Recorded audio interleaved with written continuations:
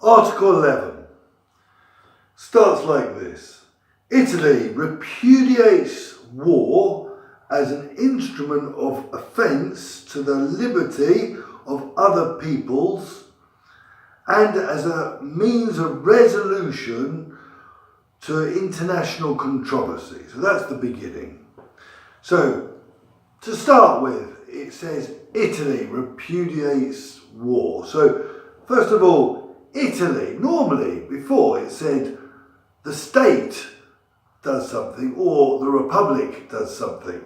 The state impedisce or stabilisce or la repubblica promuove, etc. But this time it says Italy. Why? Well, the state we can think of as the parliament and, the central state.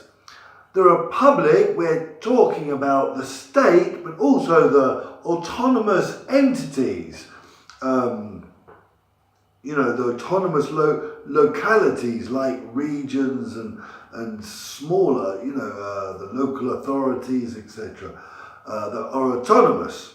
That's the republic. But when we talk about Italy, we're talking about everyone, all the organisation, all the group, all the people.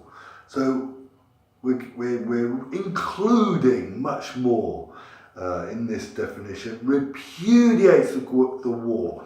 So repudiates is a strong word. Really refuses, is repelled by.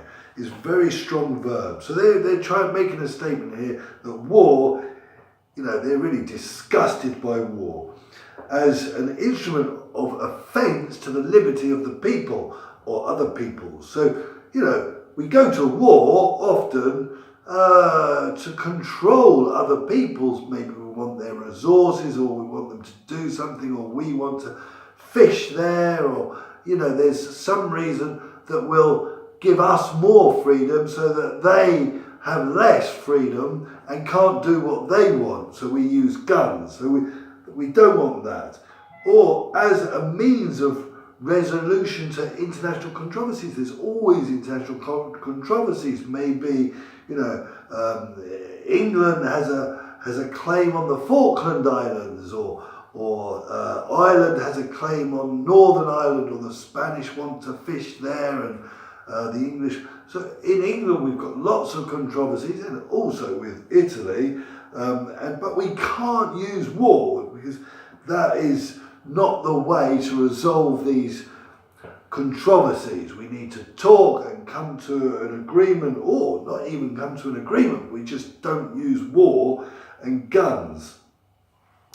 We do have circumstances where Italy can use means of war. For example, self-defence. If we're being attacked, we're allowed later on in the Constitution. There is an article which says this.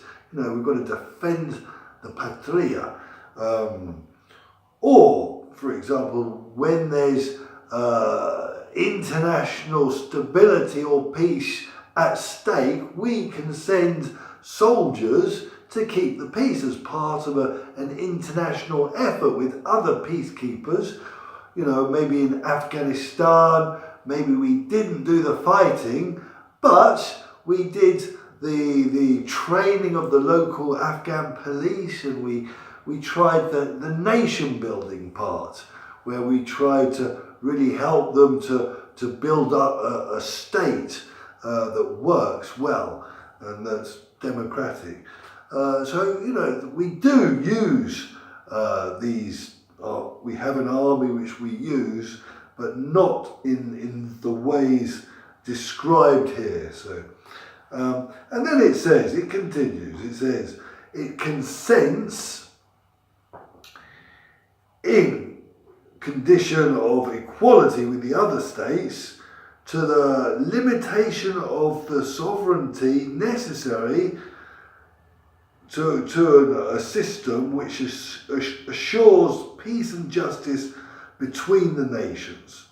So here we're saying that we limit our sovereignty. Remember, sovereignty is power, and this is very unusual because it's very guarded normally. England is very different. We really want to have a big influence in the world, and our sovereignty is treasured.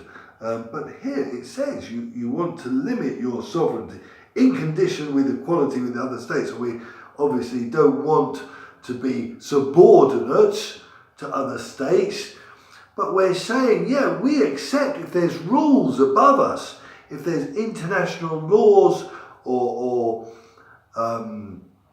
some sort of system which integrates us into a community. Remember, in a community, you limit your power. My freedom ends where yours begins. Like I said before, we often go to war to extend our freedom at the expense of their freedoms. But if we think we exist and we participate in a community, an international community of nations, then we will have to obey international rules of that community. And so we will have limited sovereignty.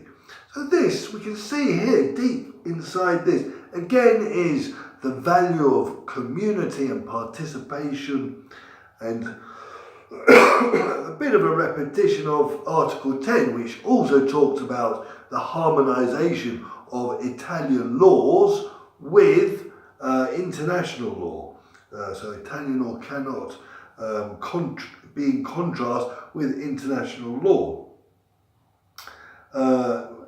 And this limitation, it's connected. It says the limitation necessary to a system which assures peace and justice between the nations. So we're talking about creating a system between us, a world order, a community where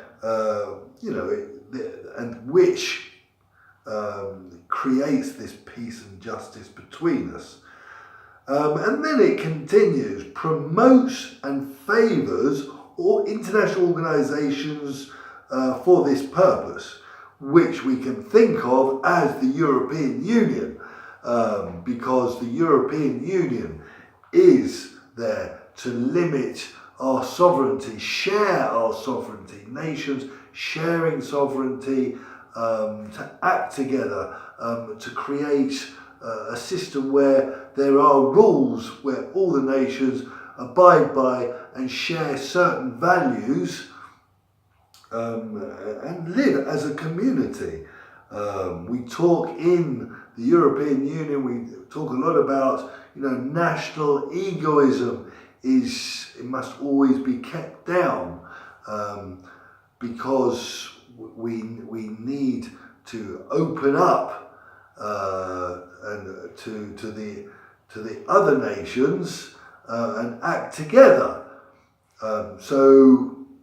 We're not just thinking in a national way, but we're also thinking on a European level about our needs on a European level, whether they be environmental or protection for consumers or protection for workers or protecting democracy or, protecting our values, human rights, etc. But we've got to be thinking also on a European level, not just a national level, not just national egoism, but thinking, the French are the same as us under this system, this European system. There's no separation between us. They can come here, find jobs, have all the rights, have their qualifications recognised, we can go there, etc.